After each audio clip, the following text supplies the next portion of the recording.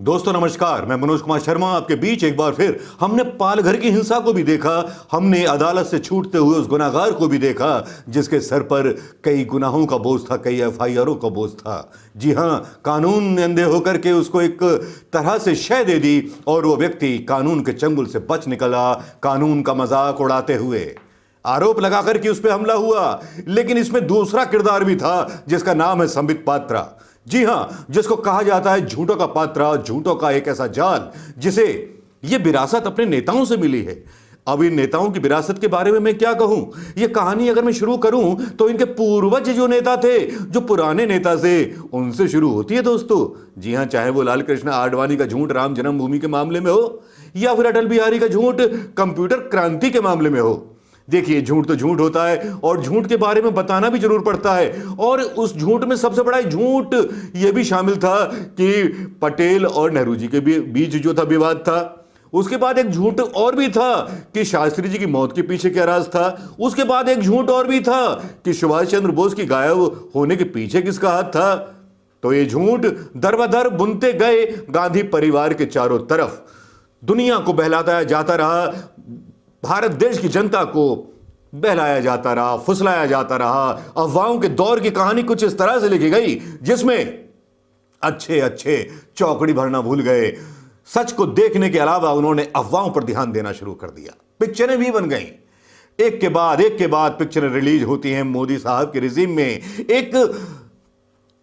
एक तरह का दृष्टिकोण बनाने की कोशिश की जाती है उस जनता के सामने कि कांग्रेस की कितनी गलतियां थीं। उस कांग्रेस की, जिस कांग्रेस ने 70 साल में वो सपनों का भारत खड़ा किया, जिन 70 सालों में जो भक्त आज गालियां देते हैं, उनके माँ बाप, उनके दादा, उनके परदादा वही अन्न खा के जिए जो कांग्रेस की सरकार ने पंचवर्षीय योजनाओं में और हरित क्रांति और दुग्ध क्रांति करके पैदा किए थे।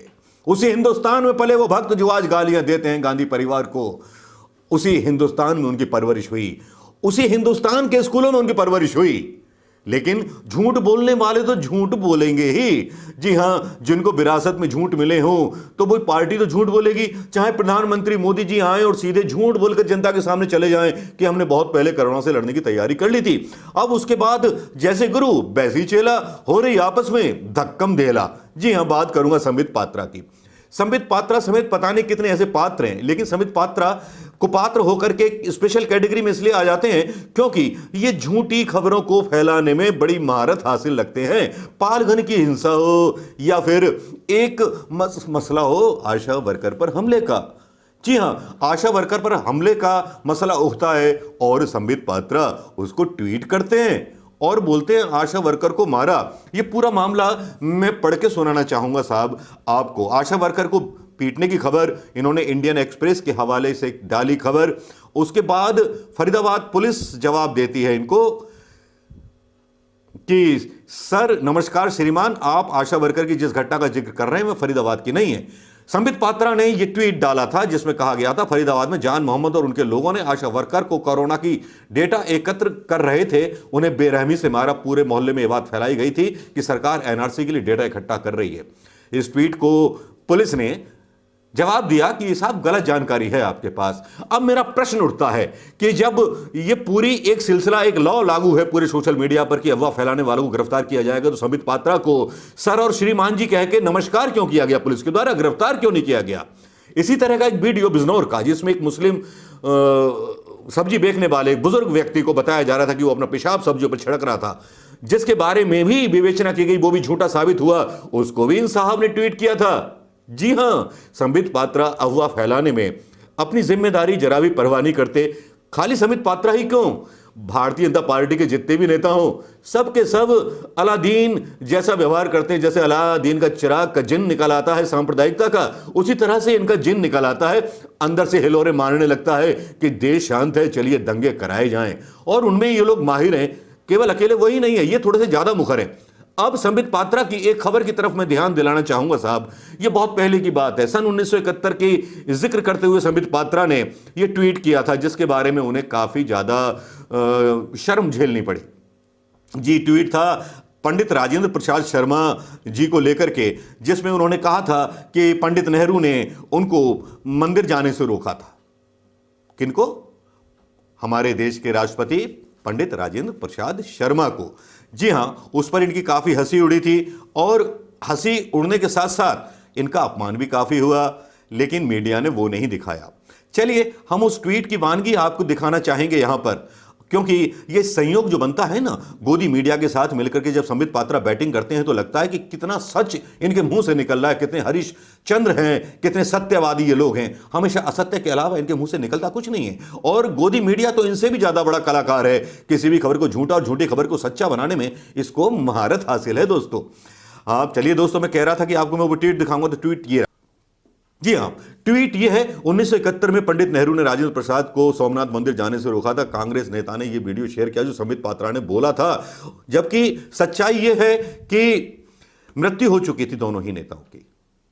असली बात तो यह है, दोनों ही नेता, राजेंद्र प्रसाद जी का निधन 28 फरवरी 1963 को हुआ था और पंडित जवाहरलाल नेहरू का निधन 27 मई 1964 को हुआ था। यह तारीख में लिखा है, यह इतिहास में लिखा है। उसके बाद भी इतिहास को छेड़ने से यह संघ के लोग बाज नहीं आते। और सोशल मीडिया पर एक नया नाम मिल गया है संबित पात्रा को, सबसे झूठा पात्रा। कल मुझे भी शाम को एक भक्त की कॉल आई, यह जिक्र मैं करना नहीं चाहता था। एक भक्त की कॉल आई, वो मुझसे बोलने लगा, अरे हिंदुओं के खिलाफ बोलते हो। मैंने एक पोस्ट दिखा दो तुम हिंदुओं के खिलाफ बोलते हो। उसके बाद उसने गाली गलौच और सोनिया गांधी जी को गाली देनी शुरू कर दी। और जब सोनिया गांधी जी को गाली देनी शुरू कर दी, वो भूल गया कि मैं कांग्रेसी नहीं हूं, वैसा वाला गांधी जी वाला, मैं संजय गांधी वाला और सुभाष चंद्र बोस स्टाइल वाला कांग्रेसी हूं। मैंने भी अपने स्टाइल में शुरू की तो उसकी घिग्गी बन गई और अब सुबह से फोन बंद करके बैठा है। तो मेरा दोस्त तो कहना है कि भक्तों से डरिए मत, अगर एक फोन करें तो दोस्तों को बोलिए उनको गुड मॉर्निंग करने के लिए जरूर फोन करें और गुड मॉर्निंग बोलें जैसे ही फोन उठाएं, और परेशान कर दें, रातों को सोने ना दें। अगर ये नींद चुराएं गालियों से आपकी, आप अपनी गुड मॉर्निंग से इनकी नींद चुरा लीजिए दोस्तों, चुरा लीजिए इनके दिल का चैन, चुरा लीजिए इनकी नींदें और चुरा लीजिए इनके वो झूठे दावे जो अपनी प्रोफाइल पिक भी नहीं डालते, भगवान के फोटो डालकर उसके पीछे अपना बदनुमा चेहरा छुपा लेते हैं। ठीक वैसे ही जैसे सीता का हरण करते वक्त सन्यासी के वेश में रावण आता था, ये भी चोटे संगी उसी रूप में आते हैं कि केवल या भगवान की फोटो लगा ली या भारत माता की फोटो लगा ली, बस उससे इनका बचाव हो जाए। क्योंकि आजकल फैशन है भाई, फैशन है कि अगर गुंडागर्दी करनी है तो तिरंगा लेकर के हाथ मारपीट कर डालो, अगर किसी को मारना है, पीटना है, कत्ल करना है तो हिंदू धर्म का नारा लगाओ और गोली चला दो। लेकिन हमें होशियार रहना होगा संबित पात्रा जैसे झूठे नेताओं से, मक्कार लोगों से, मक्कार राजनीति करने वालों से। दोस्तों नमस्कार, जय हिंद दोस्तों। अच्छा लगा हो वीडियो शेयर करना मत भूलिएगा।